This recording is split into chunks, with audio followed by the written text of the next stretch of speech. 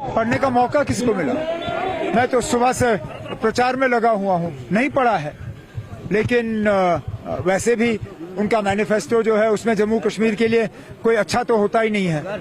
इनके मैनिफेस्टो से हमारी तबाही और बर्बादी हो जाती है ना। कितनी सीटों की उम्मीद कर रहे हैं अलायंस की? कहाँ, पूरे मुल्क में? नहीं, जम्मू कश्मीर में 5 की 5 और लद्दाख को जोड़ के 6। क्या इसमें महबूबा मुफ्ती भी शामिल रहेंगी? किसमें? आपके अलायंस में जो वो सीटें कहीं है, इन 5 सीटों में महबूबा मुफ्ती का शेयर भी रहेगा क्या? वो तो उन्होंने फॉर्म भरे नहीं है, भरा नहीं है, देखते हैं आगे क्या करते हैं। लेकिन जहां तक अलायंस की बात है, अलायंस में तो आपको पहले ही मालूम है, दिल्ली से जो हमने प्रेस कॉन्फ्रेंस की उसमें क्या कहा, हमने क्या कहा?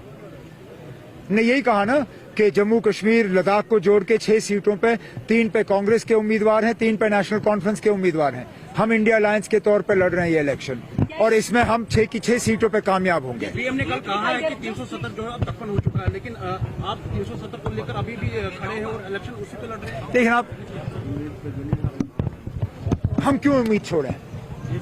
मुझे ये बताइए, जब बीजेपी को राजीव गांधी के दौर में लोकसभा में सिर्फ 2 ही एमपी थे, क्या उन्होंने उस वक्त हटाने की उम्मीद छोड़ी थी? जब सुप्रीम कोर्ट में वो एक के बाद एक केस में हारते रहे 370 को लेके, क्या उस वक्त उन्होंने उम्मीद छोड़ी थी? नहीं छोड़ी थी। तो हम क्यों छोड़े?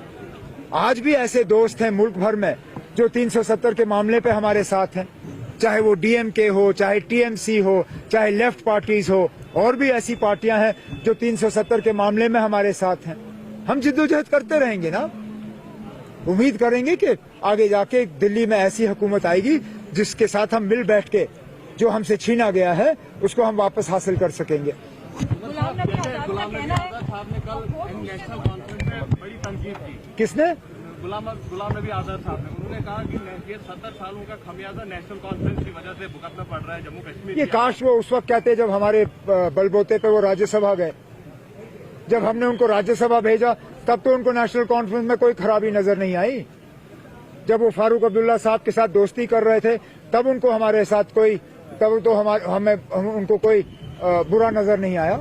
मुझे भी आजाद साहब से कोई गिला नहीं है ना, मुझे आजाद साहब से कोई गिला नहीं है। मुझे अफसोस सिर्फ इस बात का है कि जहां पे वो नेशनल लीडर थे, आज वो जम्मू कश्मीर के नहीं, अब वो सिर्फ चिनाब के लीडर रह गए हैं। बीजेपी ने उनको इतना श्रिंक किया हुआ है। मैं तो चाहता था कि वो नेशनल लीडर रहे, लेकिन नहीं रहे।